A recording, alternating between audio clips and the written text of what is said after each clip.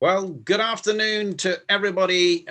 Welcome all for joining us to this session at XpoNorth 2021.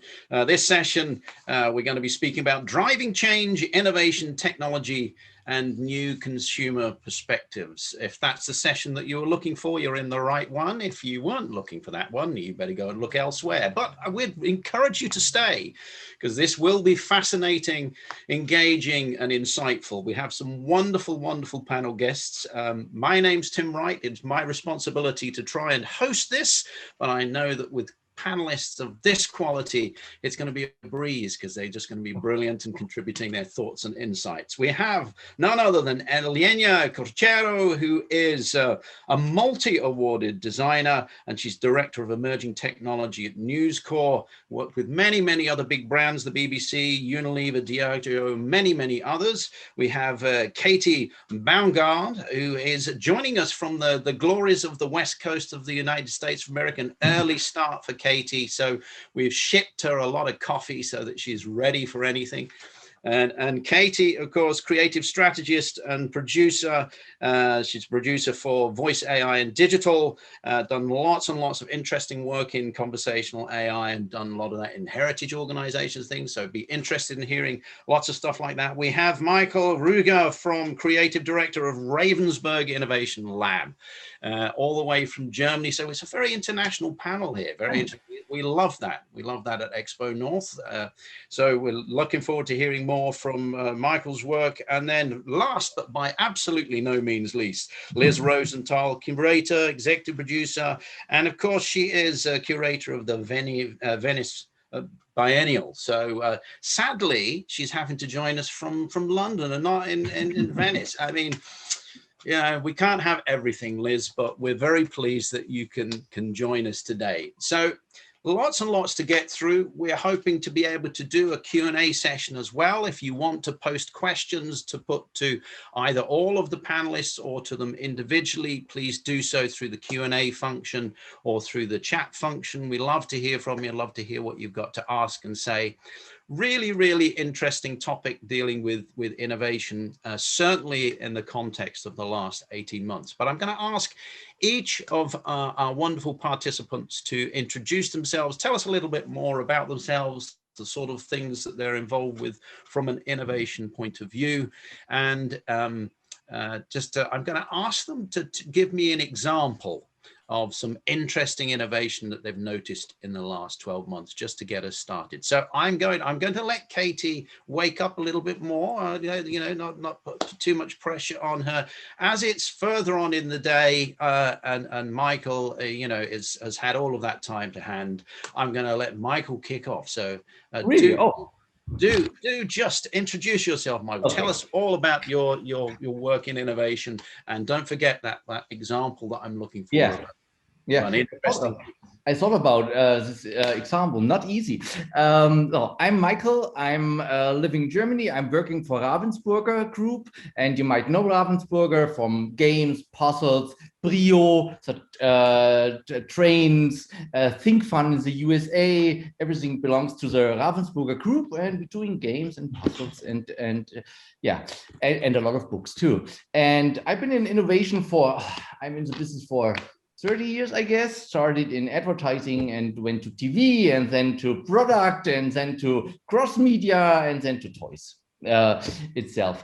And what I do in my daily work is I do three things. It's about creating innovative products, inspire, hopefully, others with this work, because prototyping needs a nucleus to inspire, and annoy a lot people, because when you present something or you discuss something with people from normal categories, they tend, of course, because there's a lot of stuff on the plate, to only think in the category, in the toy world. But I believe inspiration and inspirations of what comes before should come from all over the place. You're not looking just on the toy business itself.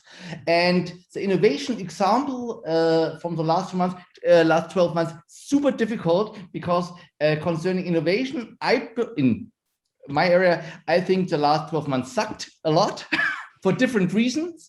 I can dig deeper later why this was a pretty tough time for innovation in this industry. But what I observed is, of course, maths, of course, but sports, badminton, for example, totally rise in sports at home, suddenly with video and a lot of joining together, and has a great feeling.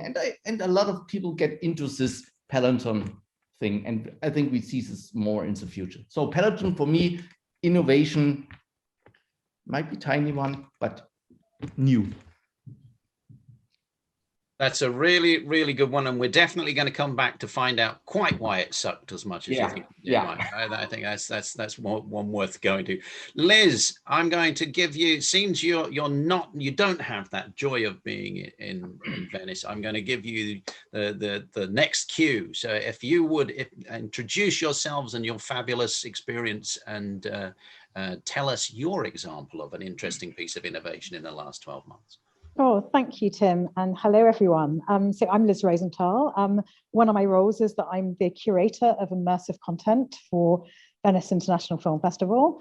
I'm also a curator, but I'll talk about that Venice first, actually. Venice is the oldest film festival in the world, and we have been going since, I think we're in our 78th year this year, so it's a pretty old festival. And we set up the immersive content session, me and my colleague Michel Rueger, back in 2016. So the oldest film festival in the world is the only A-list festival, and it's a very important festival, Venice, for the premiering of feature films.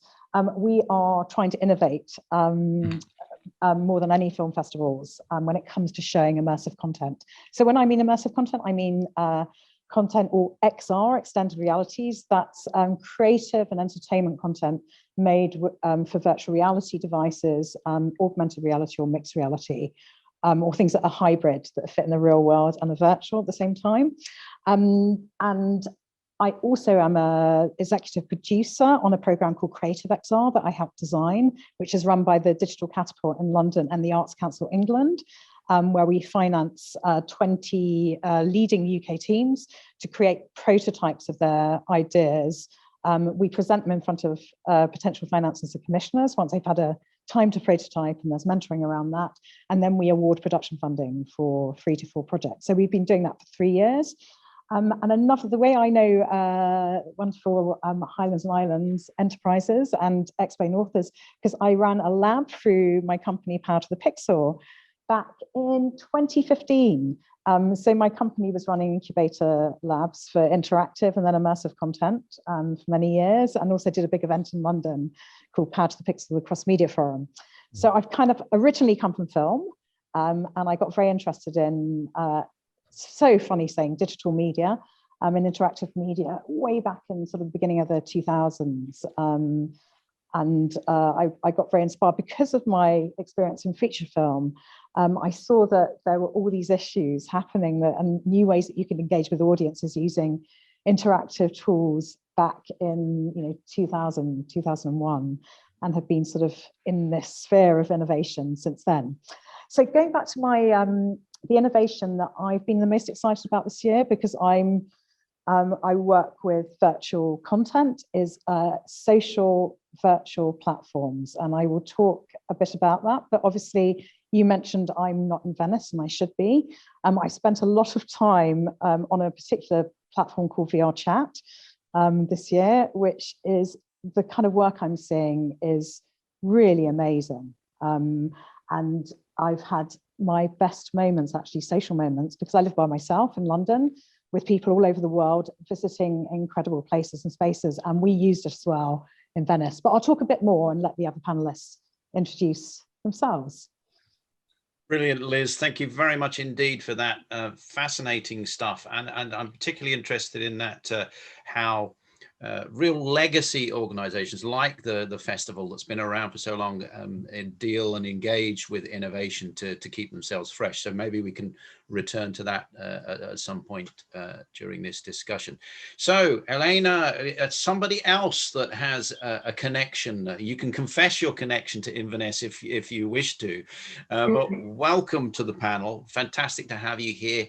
Would you introduce yourself in a little more depth to our audience and give us your example of a favorite bit of innovation? Thanks, Tim, and thanks everyone for having me here. I mean, it has been a while. I think 2009 when I left Scotland, so it's good to kind of feel like I'm back there somehow. So as a whole, let me see how I put this very briefly. I work on meaningful innovation, very keen on technology. Let's say corporate social responsibility, sustainability, and ethics of technology. And woman in tech is something that I try to be an ambassador for. I have over 15 years of experience on what I call hands-on futurism. So not just talking about it or researching about it, but actually building things in an interdisciplinary way. And I work in R&D, developing both services and hardware design concepts for a variety of areas, emerging technology in all of them. So that is like Internet of Things, wearables, XR, haptics, you name it.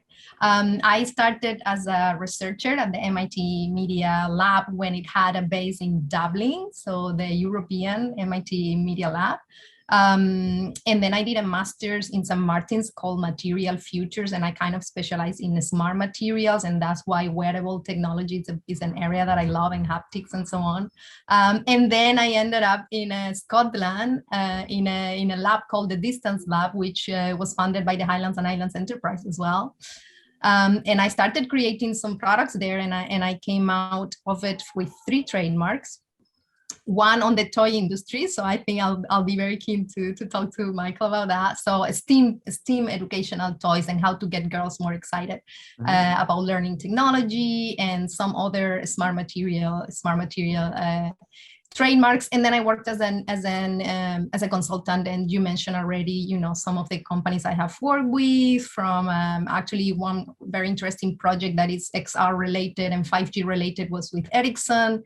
But then I've been very lucky to work with very cool artists like Childish Gambino for their shows using smart materials, or the BBC documentaries and things like that. So I think as a whole, I'm very excited about the technology world. And that's why I just really wish for every girl and woman to kind of explore this world and at least have that opportunity. So that's very important for me personally. In terms of the innovations that I have seen recently, I have to say, maybe because I've been working in emerging technology for so long, I wouldn't say anything I feel is new. So where I feel is new is perhaps the barriers, the human factor barriers that have been eliminated. And I think that is the amazing time we're living in for innovation, is that people are more open to it or needing it more. And a great example is in biotechnology and what has happened with the vaccine. Yeah. And it's not that those technologies didn't exist, or the messenger RNA or anything like that, is that finally we eliminate all the barriers that we had. And then in terms of the future of work, is similar, is that people knew that they could work from home. We knew the technologies worked. It's just that we had this human barrier to upskill people, and now there is more tech literacy. So I kind of almost feel that any company that wants to push new technologies, people will be more open to embrace and learn. So I feel that the innovation is more social, perhaps. Elena, that is fantastic, because that's absolutely the area we want to go into, I think. We would talk about how our end users, our customers and clients are experiencing this. Where does it leave them as we push the technology? So we're definitely going to come back to that area. I think it's a really, really interesting one. Thank you very much indeed for that. Katy, last but not least by any means, do please, if you would, tell us more about yourself and give us an example of the interesting innovation that you've encountered in the last 12 months. Of course. Thanks, Tim. And hi, everyone. Good morning from Los Angeles. It's quite loud in my neighborhood in Koreatown, so I apologize for background noise. So my experience is in creative development on emerging platforms, working with brands and creators to engage and interact with audiences across channels. So I spent a number of years working at Disney in marketing and content development. And currently I'm working as a designer and producer in voice technology and conversational AI. So focusing on inclusivity and human-centered design. And, chatbots are a great example, but talking to different technologies in whatever environment you might be in, from smart home to the car to wearables, are just some of the areas I'd love to share and explore more about today. And then as far as an innovative technology that I've seen definitely over the past 12 months too, social audio is one of the first things that comes to mind. A platform like Clubhouse, but there's certainly a number of others that are now entering the space or have been in the space. And I think what's so interesting about it as it relates to voice technology is it's allowing consumers to kind of have this shift to a more conversational approach, and warming everyone up to kind of be comfortable talking more and hopefully talking to technology. So we'll be excited to share more on thoughts on that today.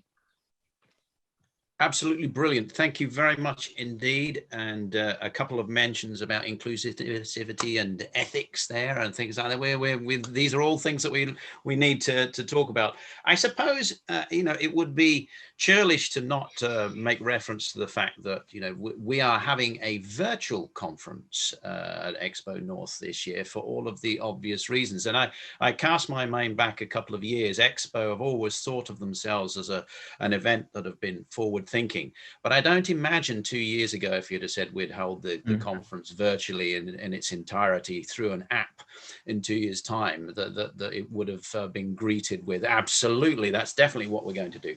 So there have been steps forward, I suppose, and some of them are really quite marked, but some of them are perhaps a little more mundane, in as much as conferencing, we perhaps are very familiar with the concept of conferencing and working remotely, but this seems to have suddenly become very much accepted. But at the bleeding edge of innovation, I wonder if there is still a little bit of resistance out there. So how much do you think the progress or changes that we've seen, Mikey, you were talking about Peloton and these types of things, how much does that adoption come from necessity on the part of the organizations that have decided to adopt them? How much is it that organizations have stepped into a space that's emerged because of COVID? And how much of it is driven by the customer saying, we want this and we will consume it in a different format as a result of the constraints that have been placed on us in the last 12 to 18 months? Who would like to pitch in on that in any way, shape or form? Greeted with silence. Michael, I'm picking you then, since thinking loud, of course. I think a lot of this stuff where people get involved into learning new languages, joining new platforms, going on virtual sports events or something, comes actually from boredom and from getting out of this world where everything is in chaos and COVID strikes and nothing is sure, and people tend to go into more like rule set, more like an inner development. Even maybe the body, but it's an inner development. You have to overcome. Yes, I buy this bike and I train, something like that. But actually, what COVID did, and I experienced it myself, it cut off a lot of senses. Suddenly, inspiration comes from, absorbing and like antennas from all different kind of areas and with all senses. And when you cut off from different senses by exploring and experience it itself, something is missing. And a lot of people are feeling this miss in touch, in smell, in sense, whatever, with some extra work, because they have more time with it, of course. And so they joined all these new platforms. And I hope some will last, some will fade away, of course, some will evolve into the future, because now where stuff opens more, but it will close down eventually in the winter, we will see what will last the next 6, 7, 8 months. Well, what do you think this experience of the introduction of innovation in the last 18 months in a peculiar set of circumstances tells us about the challenges associated with introducing innovation? Yeah. And is it something that the market pushes? Is it something that the consumers demand?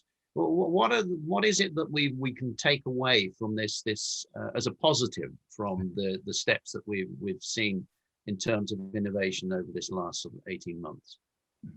That we are tough. We are really tough humans, to be honest. And this is pretty tough. Even we are some are really down, some are really lucky ones because they have a nice apartment and a secure job or something like that. But at the end, it's tough. It's draining energy. You feel numb after a few months. Even and then you start to, I don't know, using some stuff to get not so feeling over again. But for innovation, I only can tell from my industry, toys. COVID pushed toys a lot. Everybody bought games for several reasons. Maybe later we can talk about the reason why. But concerning innovations, it doesn't play very well, because what they bought was really classical games. They knew from their childhood, so they didn't have to explore new rules, a new rule set. So because everything outside was new and chaos and oh my God, I want to hear it, they tend to go back to what they already know and what they can experience with a family without bringing pressure to the family. And innovation is always pressure on something, because you have to overcome something. And so people tend to get into some heritage and the older games and what they know, classics. And for innovation, this is still and was difficult, because telling people, oh, you have to come up with this idea, said, why? This is working. Why should I come up with a new idea? This is working. That, oh, yeah, I have this idea and something like that. Super, super tough. And I think we see this wave till next year, and then hopefully everything is over next year. Maybe the rise for new games, new stuff, which really brings some new aspect into playing will be seen, hopefully. But till now, everybody is searching for classic games, but some sort new. With a new twist, yeah.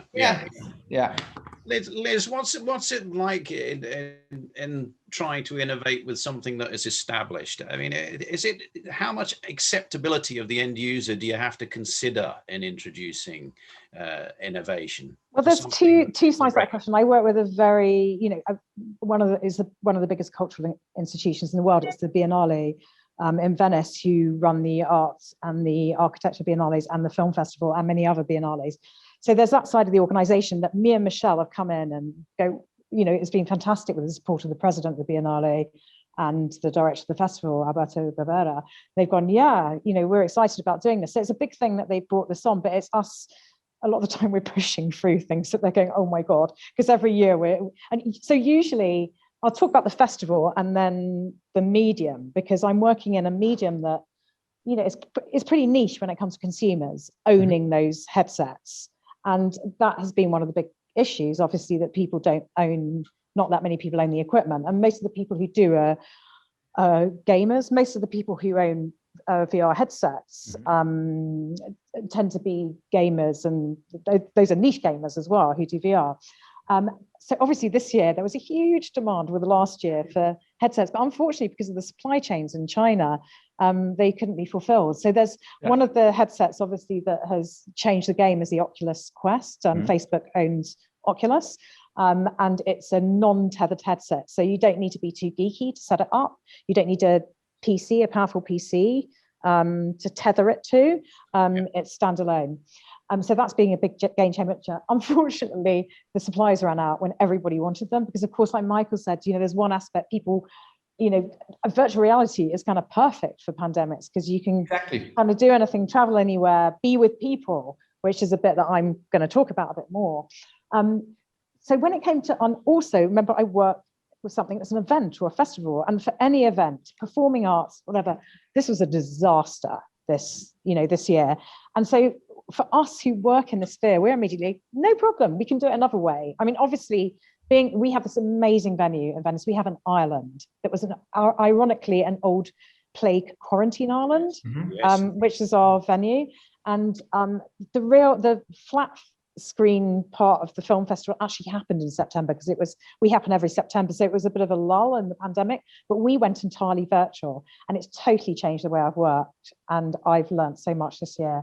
So we brought a virtual social world. So we had to VR, our section was all virtual, and this year we're going to be mostly virtual for the VR section, but we're going to have a small exhibition part during the festival. But the virtual world is super important. So we built a very sort of fantastical version of going to Venice and going to our island, a crazy, fantastical version in VR Chat, which is my social VR platform of choice. We also, and then we had to do partnerships with platforms, with publishing platforms, to put the work on those. It's very complex with VR because it's very hard to hold an event that's kind of accessible enough, where you can build a social virtual platform, go in an avatar and meet other people and socialize, plus show the work in all its different formats. So that was kind of interesting, because going back to the idea of the headset, so not that many people have headsets, and festivals and locations and venues are very important places that can give appetite to consumers and to audiences who would never buy a headset, don't know what it is, because most people don't know what VR is, and it's so many different things. You know, it's not just one thing, it means many, many different things there. So the venues and the festivals are a really important part to show press, to show consumers, to get them to experience things that you couldn't even experience at home, even if you had a headset, because you're showing things that sometimes are multiplayer, immersive theatre experiences with sets and haptics and all kinds of complicated tech that you can't do at home. So what everyone's done is they have to sort of pivot and develop concepts that work at home. And that's what I'm really excited about, because I'm seeing, you know, it's professionalizing the community as well, because a lot of the community were rocking up at a festival with a file, a build that kind of was like a prototype that you'd cobble together to work on a local PC. And now they have to make things of a standard that are published. And that's very good, because it means, you know, all the things for Venice, we work with Viveport and Oculus, but for PC VR, so that's things that are going to be shown on the tethered headset, they have to be QA'd, they have to go through testing to make sure they're publishable and they work for anybody opening them. So that's a very different thing for a lot of the artists and creators we work with. Yeah. And that's kind of a good thing. But so there's one side of the festival that I think there are loads of great examples of performing arts companies who are doing amazing things. We showed 4 projects in virtual social spaces that were live performances that were in, you know, fantastical worlds where the audience who were in avatar, who go into these social spaces in headsets, some are on PC as well, on desktop, can be part of a participant of that experience. And, you know, I've seen amazing stuff happen that way. Or, for example, there was a company that took part in Creative XR, the accelerator program that I'm involved with. It's a company called Darkfield, who did these fantastic sort of binaural sound experiences for multiple people in shipping containers. It was a great model. They pivoted and created something called Darkfield Radio, which was an app that you could download, and they have performances for people at home. They're very sort of, they do very sort of artistic horror genre, and absolutely brilliant. So it kind of shifted a new business model for a lot of people who were ready to adapt. Instead of people thinking, oh my God, when's my venue going to open? Which is horrible, and I know, and really difficult for a lot of arts organizations, but some people just, you know, rose to the challenge. And but that's a really interesting piece, isn't it? Because it's always struck me with for example, if we think of the performing music, this has been very problematic period for them because of venues being closed.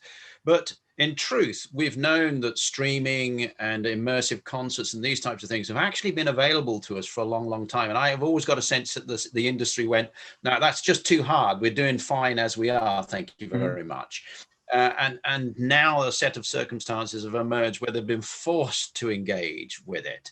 But Elena, you were kind of coming at it slightly from the other ends, thinking that it's the consumer's behavior that's changed a bit, that's made it more readily able to get it into. And Liz, you were talking about more of the, if you will, the specialized participants or the expert participants. But did I get a sense from you, Elena, that you were thinking it was a behavior of the wider consumer groups that have found this more acceptable and want to engage in this in a way that they wouldn't have done in the past? Yeah, partly, I mean, you require both. So this demand has been generated now through the pandemic. And as Liz mentioned, the Oculus Quest is like, wow, unbelievable that the timing that it was there. But yeah, you need that, because even if there is the demand, but then the products are not good enough, then that's what has happened with VR in the past. All the hypes that VR has gone through, and why people still have doubts on VR, which for me it's amazing, because now it's like, finally, thank God. It is thanks to the tetherless, how do you call it? The all-in-one. Headsets, yeah. Yeah, the all-in-one. They're actually calling it unplug and play instead of plug and play. It's like unplug and play. And so thanks to that. But then there is something I wanted to discuss as well, is the educational part. Mm-hmm. And I work in a news organization. Now I'm specifically working on the future of hybrid events for Dow Jones and all the Wall Street Journal events and so on, as we come back into a live, into an on-location event scenario, while we maintain our online platform. But obviously we don't want the online platform to be just a broadcasting place. We want it to be interactive. We want people to still feel part of the physical event. So we actually have an educational role of not just creating these experiences, but showing people what they can do. Because we work with a lot of our audience will be like C-level, and they will have an Oculus at home. They bought it for their kids. They just, they're like, as I say, they're missing out. They have it at home. They haven't even touched it because they thought it's for the kids. So we have now that educational role, and it's very interesting. But in terms of how do you call it in English, the egg and the chicken, the chicken and the egg is like, well, you kind of need both, because when the demand strikes, when you cannot see that the demand is coming, which is what the pandemic has generated, the ones that were ready with the offering, like Oculus, they are. And the same with us. So at News Corp, we have always had this research team where we have been preparing for the future. So we had already explored in how we're going to use immersive for news and how we're going to do dual events and all that kind of stuff. We were kind of ready, luckily. So that's, I think, in a way, before when you mentioned, how companies have moved into the pandemic, I think there has been kind of perhaps three types. The ones that managed to pivot, they managed to understand that they had a stop and they either pivot or, the ones that perhaps had research already and they were like, okay, now it's time to use it. And it's a hard one, because I have worked with a lot of companies that they see research on innovation as a nice to have, because they rarely go through something like what we are going through. And for my career has been frustrating, because they say like, we want you to reinvent, invent something, tell us what hasn't been done before. And then I tell them, and then they're like, oh, but it hasn't been done before. And it's like, well, that's the whole point. And, and a lot of things I work on, they never see the light. And now finally, I feel like, wow, people are more open to see things happening. And then lastly, the third group will be the ones that didn't pivot because they thought the pandemic was a very short temporary thing, or they were not ready. And those, well, hopefully they manage a way through it. That's a really, really interesting. I mean, I have to say, I've been arguing for the last 20 or 30 years in my business life that technology is an opportunity, but it's certainly emerged as actually a way of giving your organization resilience in the last 18 months in many ways. So I guess we've mentioned some very specific bits of kit, if you will, that are often related to what we think of technology innovation. Sometimes the technology innovation can be sort of behind the scenes, like with blockchain, distributed ledger, and these type of as enabling technologies. But some of it is driven by bits of kit that you need to consume this. So, I mean, VR headsets and things like that are a perfect example. And does that generate problems for us in terms of the penetration of that kit and availability of that kit? I mean, Katy, have you got an experience of that? Does it potentially accentuate a digital divide here? And if it does, what does that mean for us? What can we do about it? Should we worry about it? Is it just the way innovation happens? Absolutely. This is a great question. And just quickly to touch on, talking about headsets and these more expensive technologies, there is also, mobile phones, for example, are ubiquitous and the primary computing device for a lot of people globally. Yeah.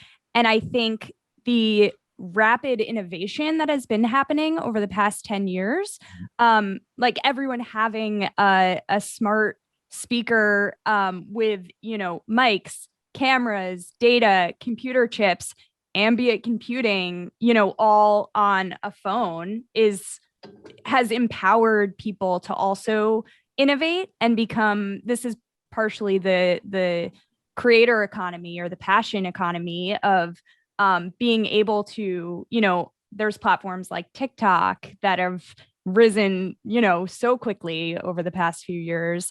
So I'm losing my train of thought based on your question, but I do think it's double-sided, right? It's a double-edged sword, because having access to, take that plunge into the next step of being in virtual reality or having access to AR and VR and being able to connect over these technologies, there is a gap there that consumers need to have the ability to access these platforms and technologies, but it is also very available. AWS is a great example too. Like being able to spin up environments, there is partially the consumer has to do that learning, or the user or the creator.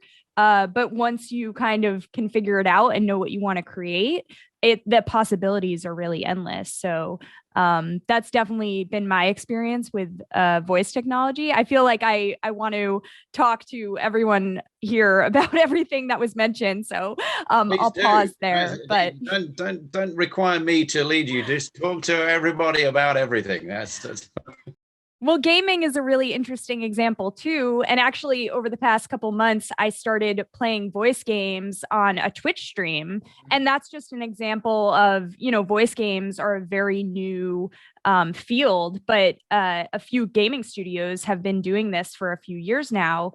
So this past year, having smart speakers in the home, I think users have been much more ready to adopt them over the past year and just talk to technologies that, speaking of like Oculus, parents might have bought them for the kid, but never thought like, oh, let me pick this up and check it out. The same is true with Alexa devices and all of there's thousands of skills you can explore, and beyond just asking for the weather or setting a timer or playing music.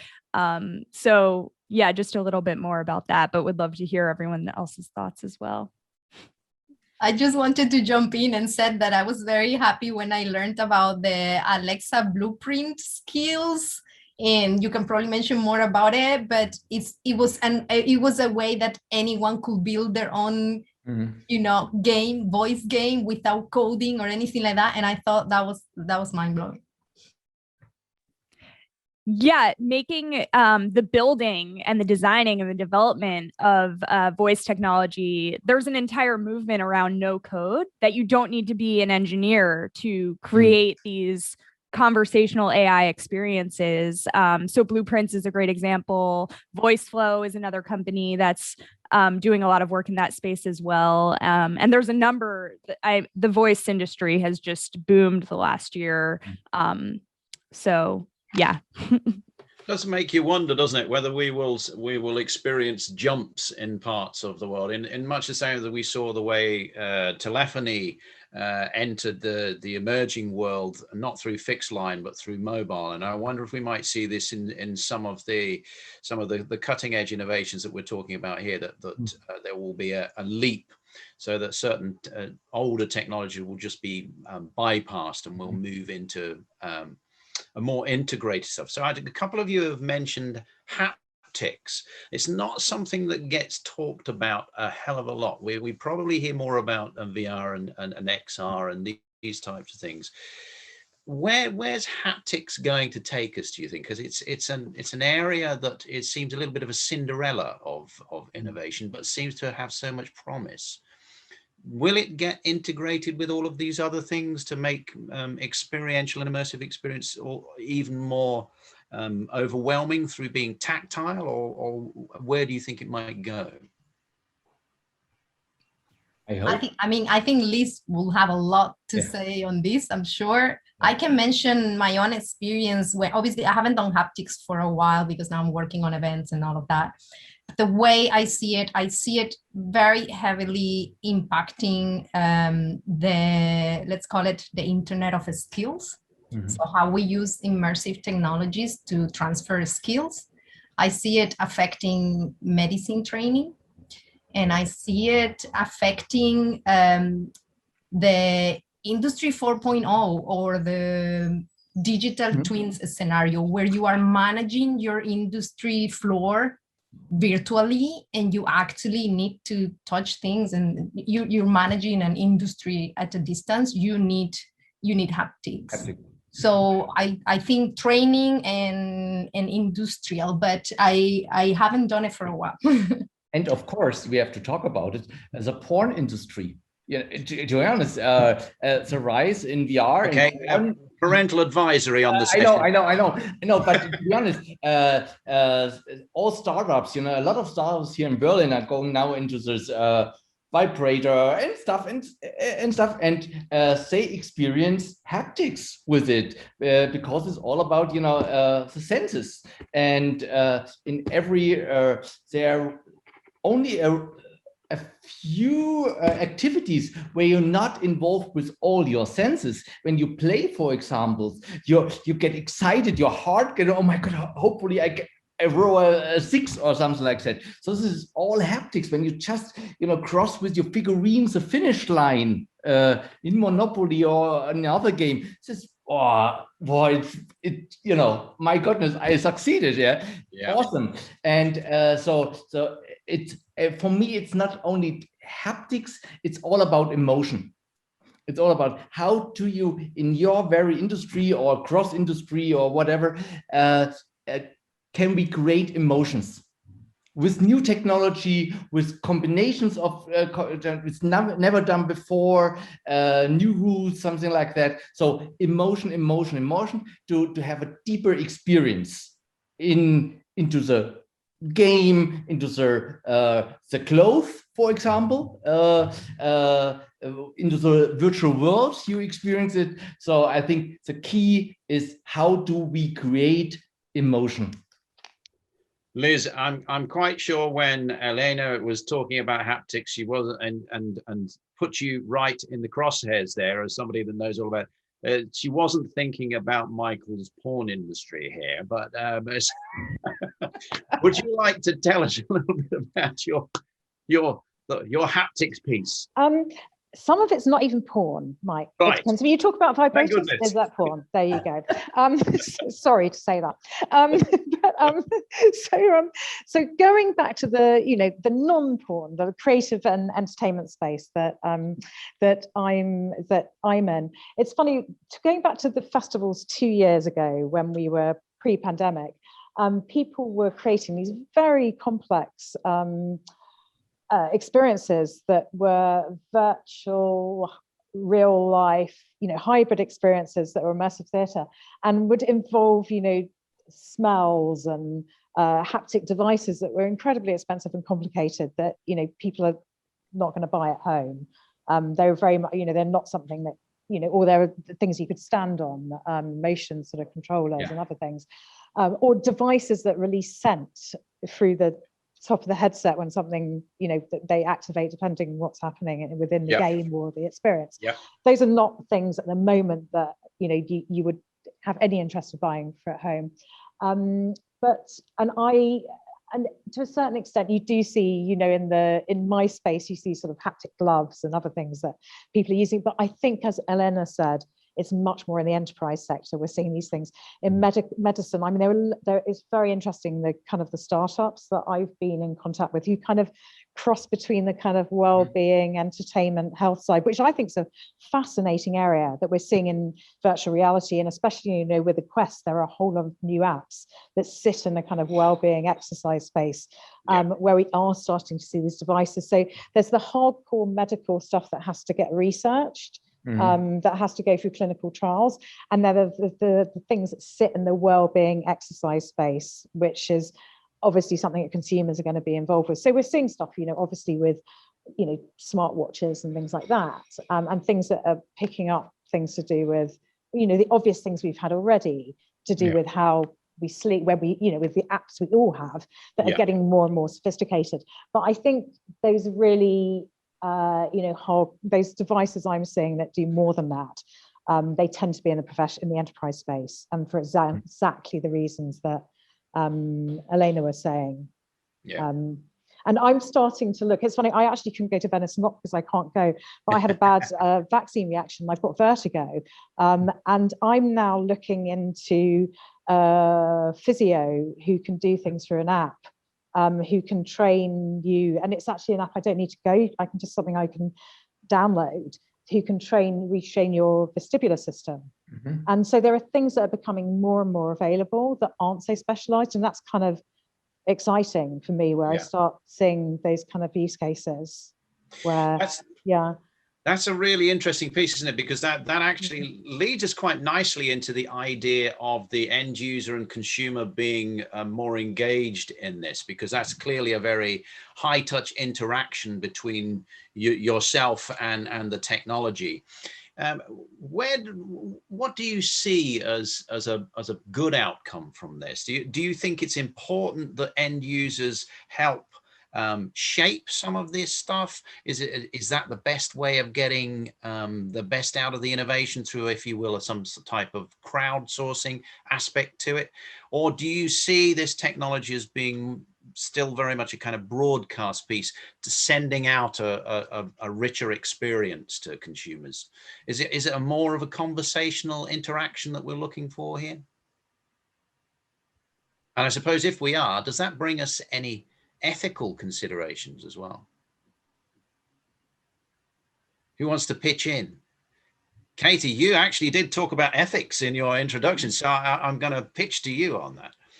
Well, I will quickly say about the first part of your question, innovation is iterative, and, how users are responding to different technologies and ideas and interacting with it informs the next phase of it, right? Because when you're building for innovation, it's really like piloting and testing and then looking at the data, the analytics of how is this being used, what's working, what's not, and then pivoting to meet the user where they are and then surprise and delight them further. And another quick thing is, we're living in a multimodal world.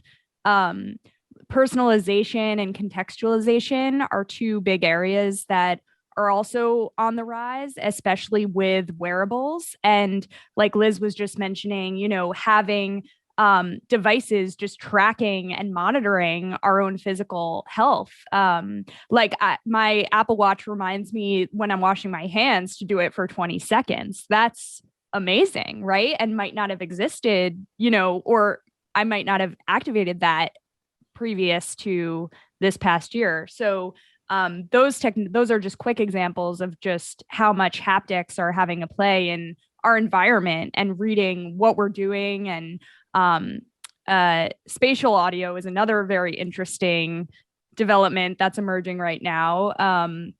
So when it comes to AI ethics, I'd love to hear what Elena has to say about this as well. But this is a huge area that, especially in AI, is still has a long way to go, to be honest. And this kind of relates back to diversifying who is creating this technology. And, that is a big piece of what I think bringing more inclusivity into the processes of even creating innovation is so important. And I think this past year, that's been another big movement towards, including more people. And ultimately, it would be in the best interest of institutions and brands to do so, because that will only lead to reaching wider audiences in the distribution.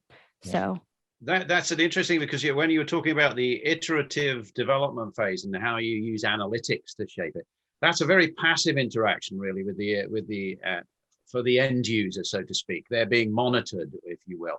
It's a different step to where Liz was talking about people participating in events as avatars and these types of secret cinema events where you have people participating. You don't know whether a performer or whether a consumer.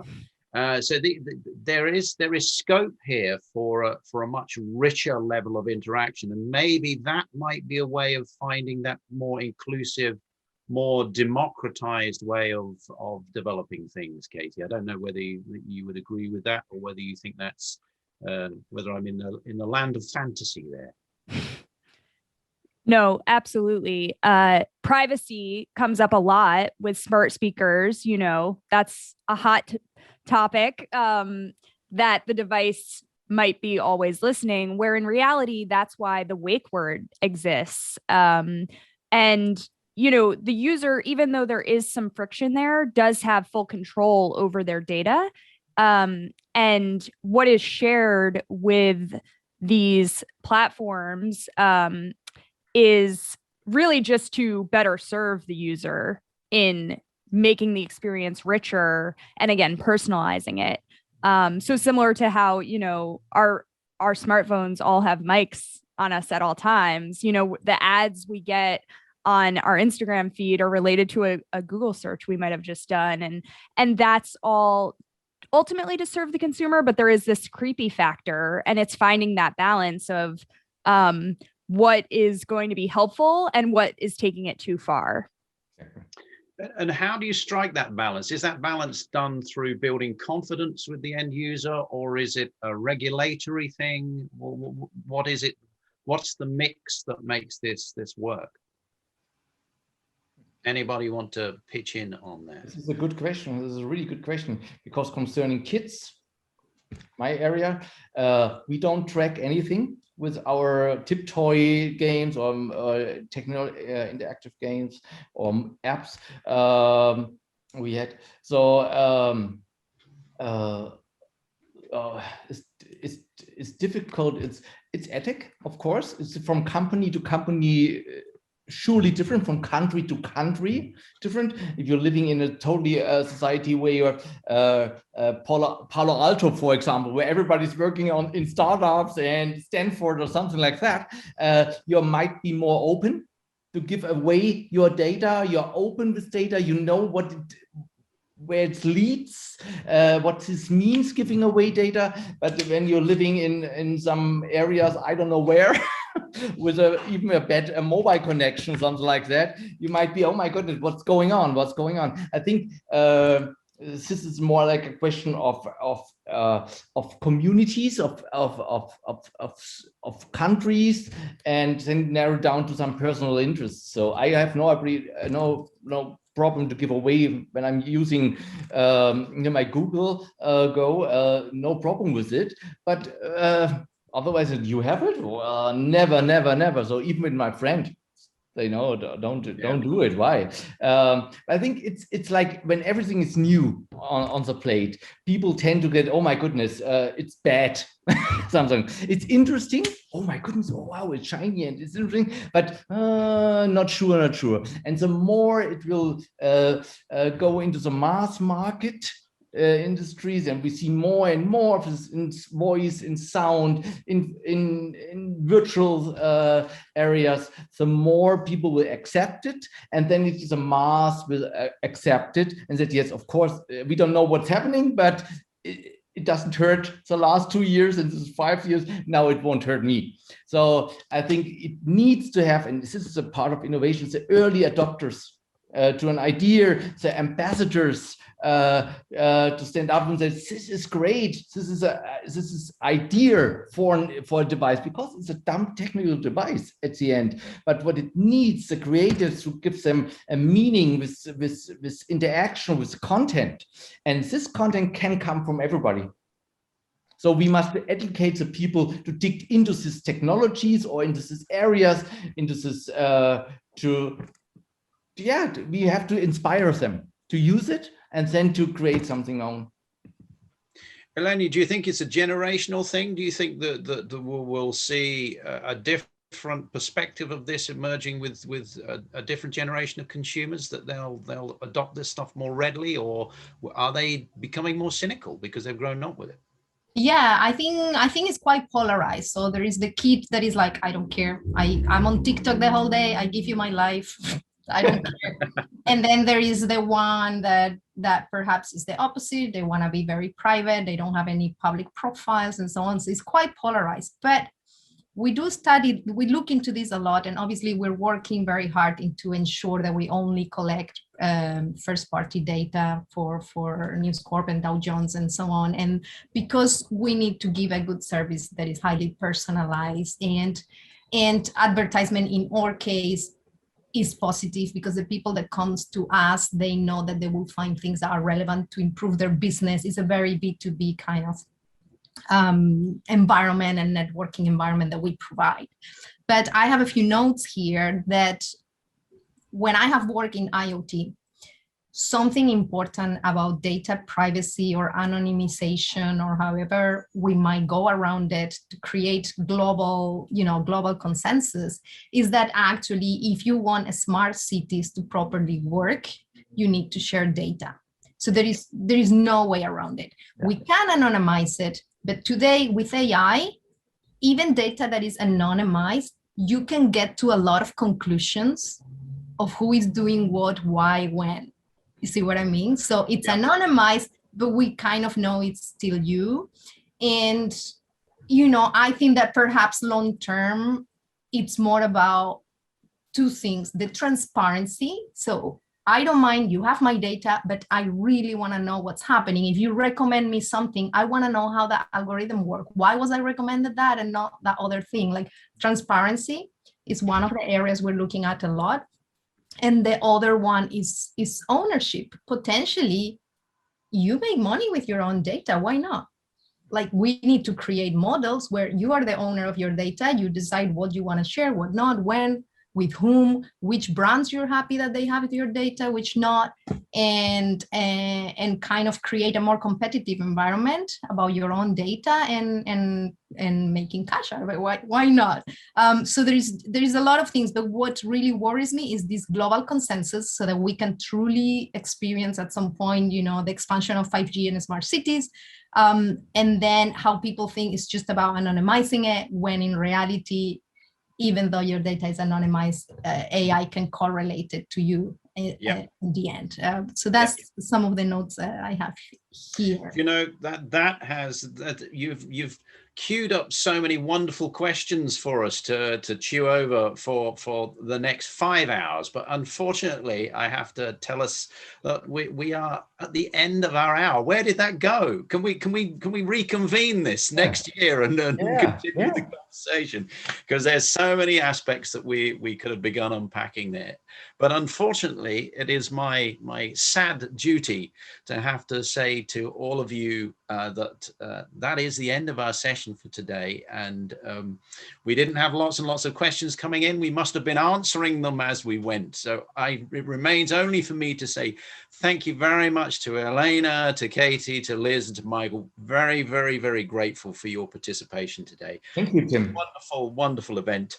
And to all Expo fans, I hope you enjoyed that session. There's still other stuff happening in the event. And of course, most of this stuff will be recorded and available to you if you want to watch it offline at some point. So thanks again to all of you wonderful participants. And Liz, I hope you get to Venice again. I really do. I'm just about to go into a virtual version. Wow, there you go. Literally.